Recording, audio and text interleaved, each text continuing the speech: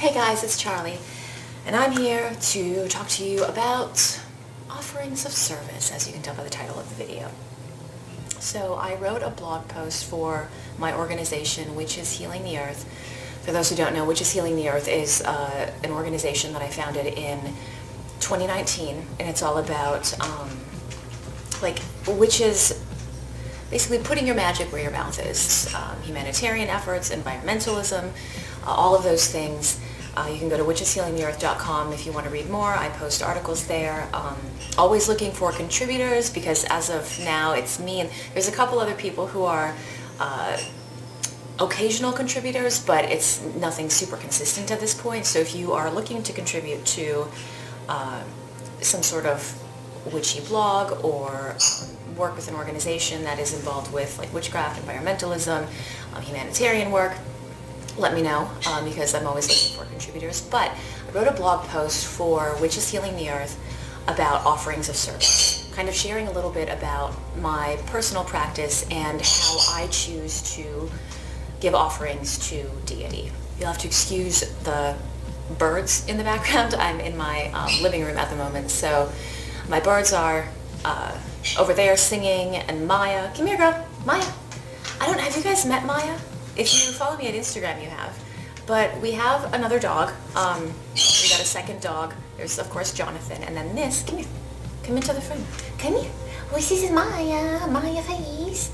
We rescued Maya. She's a husky. You can kind of see her. Come here, Maya. Come here. Maya, come here. Come here. Come here, girl. Maya, come here. Who's Maya? Who's Maya? Who's Maya face? Maya was unfortunately in a rough situation the first 4 years of her life. She was a breeding dog in a puppy mill, and she was rescued by a local organization, and we adopted her from that organization. So it's been a long road. She's still really skittish. We've had her for 2 years now. January 25th was the second year. Yeah, she's come a long way, but I don't know if she's ever going to be completely rid of the anxieties that came with being a shelter dog. But yeah, we love her. So that's Maya. So I've got the birds going, I've got Maya running around. Jonathan's, I think, in Zoe's room taking a nap, so he's being quiet. But the birds and Maya, specifically the birds, are screaming. So back to the topic at hand, which is offerings of service.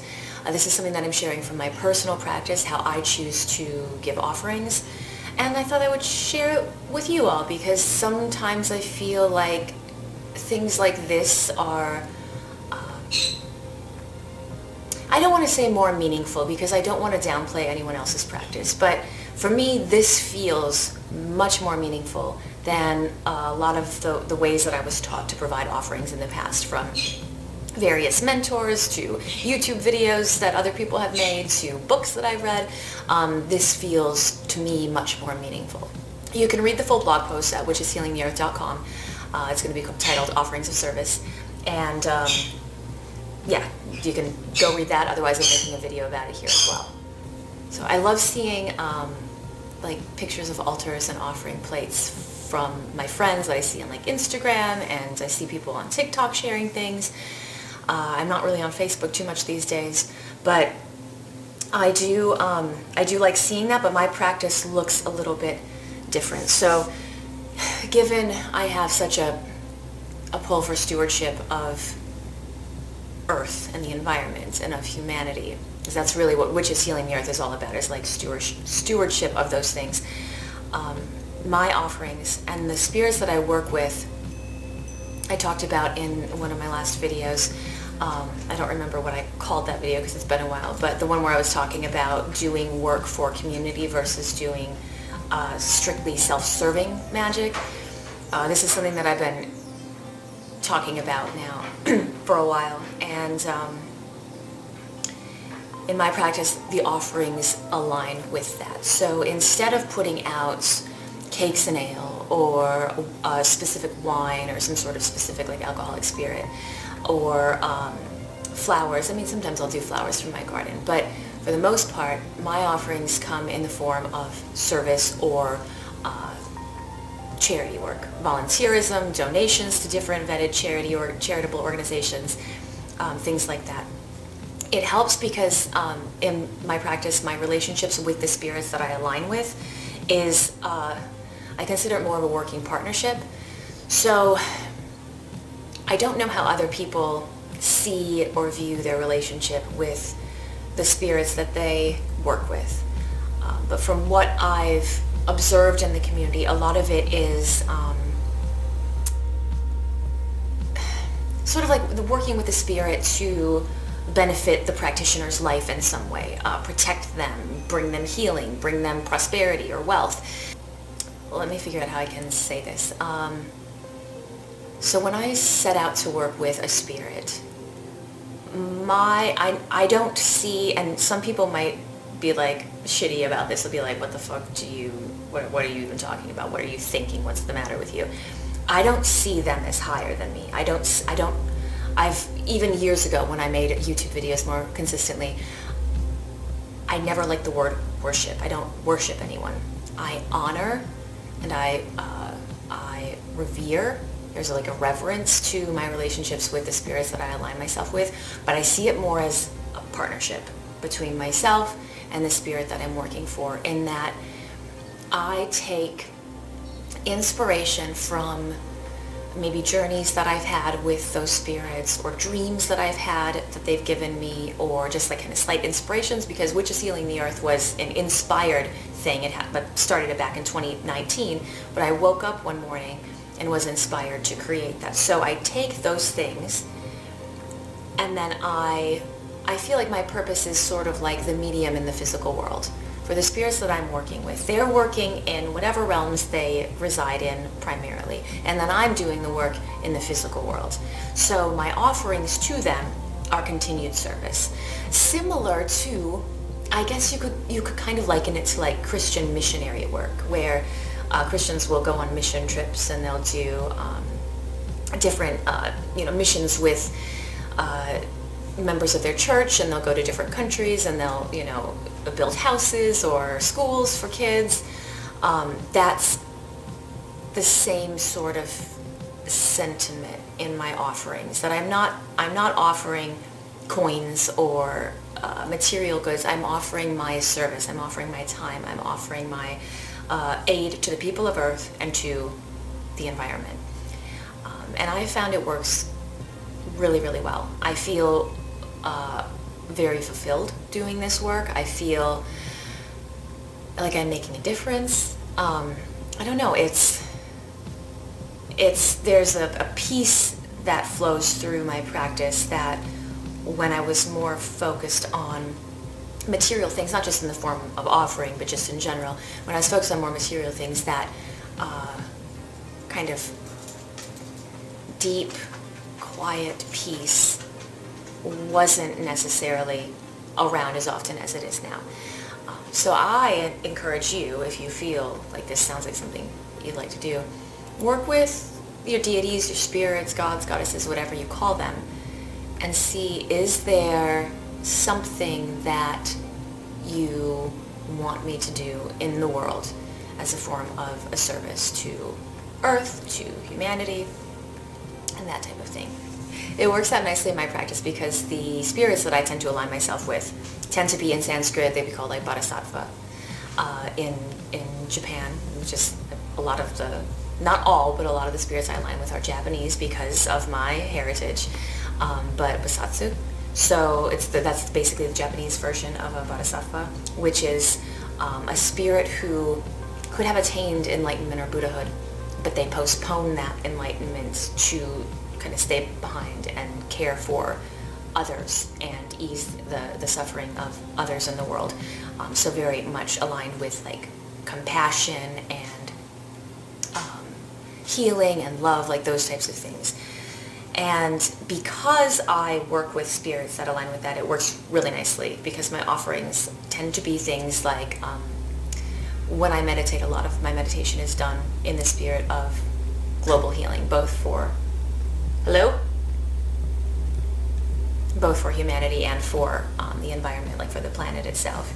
I talk about it a little bit in the Witches Healing the Earth post, which I'll link in the description below, but two of the spirits that I work with most closely are Bosatsu. So Ojizo-sama is one who is the guardian of children and children who have died. He can kind of be seen as a psychopomp. I don't like blending because Japanese culture and the way that things are viewed are so much different than in the Western world. So, but for lack of a better term, I guess a psychopomp, you could consider him kind of in that sort of realm. And then Kenon-sama or Kenzion, the Chinese version is Kuan Yin, who I've worked with for many, many years. And both are very focused on humanity and compassion and all of those things. So one thing that I do with them, especially Ojizo-sama, is I sponsor 2 children, one from Sri Lanka and one from the Philippines, and do that in a reverent attitude, connect with them as a way to offer, I guess, that reverence and respect and I don't want to say adoration because that sounds sort of like fangirling, and that's like the opposite of the energy of my relationship with that spirit, but just sort of being inspired by. So I sponsor those 2 kids. The work that I do for Witches Healing the Earth is all done in the spirit of servitude to the spirits and with the spirits, in partnership with the spirits that I align myself with. I align also with Mother Mary and Jesus the Christ and work in, again, that same kind of compassionate, humanitarian, caring for stewardship of humanity and the earth in that same spirit in honor of those spirits that I work with. Sorry, somebody is crashing into stuff over there and I don't know who it is. I'm assuming it's Maya and I don't know what she's gotten herself into. So I had to turn the camera off and come back, and there's weird stuff going on here. Maya's like running around and making a bunch of noise. I don't know what she's doing. It sounds like she's running and sliding into a wall. I have no idea what she's doing. But anyway, in my practice, I would say 90 to 95% of my offerings are not of the tangible sort. And they are done in the form of either service, volunteerism. We go to the beach and we clean up. I'll bless the waterways on World Wetlands Day. World Wetlands Day, by the way, is coming up on February 2nd, or also known as Imbolc, and they blend really nicely together. The last 2 years, Witches Healing the Earth has done, like Bless the Local, we've done like a World Wetlands weekend, where it's Imbolc and World Wetlands Day, because World Wetlands is all about the awareness of the importance of wetlands in our area and going and cleaning them, getting the debris cleared out, caring for them. And so it blends really nicely with kind of like the theme of like purification and blessing that comes with Imbolc. So we'll do like a World Wetlands Day weekend or a Bless the Waterways weekend. So we'll go out, we'll physically clean litter, but then we will also bless the waterways. So I'll do that as an offering. Those types of things for me are offerings to the spirits that I'm working with and in partnership with them. So if you want to do that, feel free to. I've got some old blog posts on Witches Healing the Earth that talk about World Wetlands Day. There's a different theme each year. So the theme may be different. Well, the theme will be different than it was the last 2 years. But yeah, that's an example of something that I do for International Coastal Cleanup Day, which is in September. We do the same thing. We will go and clean up for us, it's the shores of Lake Michigan. We have people, witches, who are part of Witches Healing the Earth from all over the world. And they'll go to oceans, rivers, streams, lakes, seas. It's incredible. And then we'll physically clean up litter. And then some of us will do like a healing ritual for healing those water sources. And we do things like that for, as an organization throughout the year, different environmental days that come up. Like I said, we do a lot of humanitarian stuff too. And it's mostly, while it's done as an organization at this point, a lot of it is just doing it like in the name of Witches Healing the Earth. But we do these things individually. So it's to inspire action and kind of getting out there. So volunteerism, donating actual money and time, of course, but donating also money to vetted charitable organizations. And then just like things that we do in our own lives. Like for me, we have our Let Us Grow farm stand, which I still have to make a video on at some point. And what I would like to do is get at least 1, maybe 2 more, because I would like to start donating the excess produce that we get from that to some of the local shelters in my area. We've got some nice local networks where they will take fresh produce and deliver them to the people who are needy. So those types of things, those types of actions, I don't know, to me it just aligns really nicely with being a witch and just being a spiritual person and a compassionate person. And those are things that I'm doing anyway, and things that I'm doing with reverence and with gratitude and with a sense of humility. And in that way, those are my offerings. So, you know, I'm not going out and like buying new crystals to give to put on my altar and like give into capitalism in that way. Instead, I'm, like I said, putting my magic where my mouth is, and my offerings are done in the forms of service to Earth and to humanity. So that's all I wanted to share with you in this video, to hopefully inspire you if that's something that you want to adopt in your own practice. Like I said, I found it's worked really, really well in mine.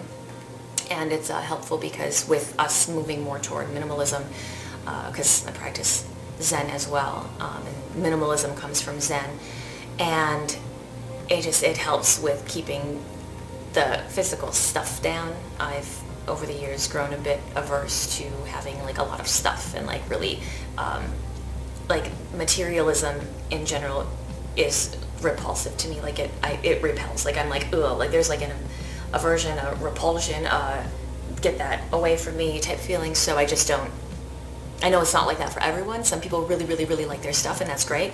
But if you don't have money, and you're like, I don't have money to like buy these offerings for the spirits that I work with. What does your spirit oversee? Like, do you work with like a god of the sea? You could do something with water. You could make it a point to educate others about the importance of wetlands or the importance of biodiversity in marshy areas or in the ocean. You could donate to various sea-based and ocean-based organizations. You could volunteer your time cleaning up rivers and oceans and things like that. Do you align with a deity that's all about like earth and harvest? You could start composting and making your own soil, and have that act of reducing waste be an offering to the deity that you are aligned with. Like, there's so many things that you can do that just you bring it into your lifestyle, and you don't need the money to buy these offerings. You don't need to have all these like shiny trinkets and things that you're leaving. I mean, if you want to do that, obviously keep doing that too, but this is just an alternative. Or not even an alternative, it could also be like a complement to, so you could just add it to your existing practice. But I'm all here for inspiring action and activism and people getting out and making a difference in their little corner of the world. I love it. So anyway, I'll talk to you guys all soon. I hope you like this video. Check out witcheshealingtheearth.com, and if you want to contribute again, invitation is open. I'll talk to you guys all soon. Bye. Much love. Maya, sit. Sit. Don't me. Sit.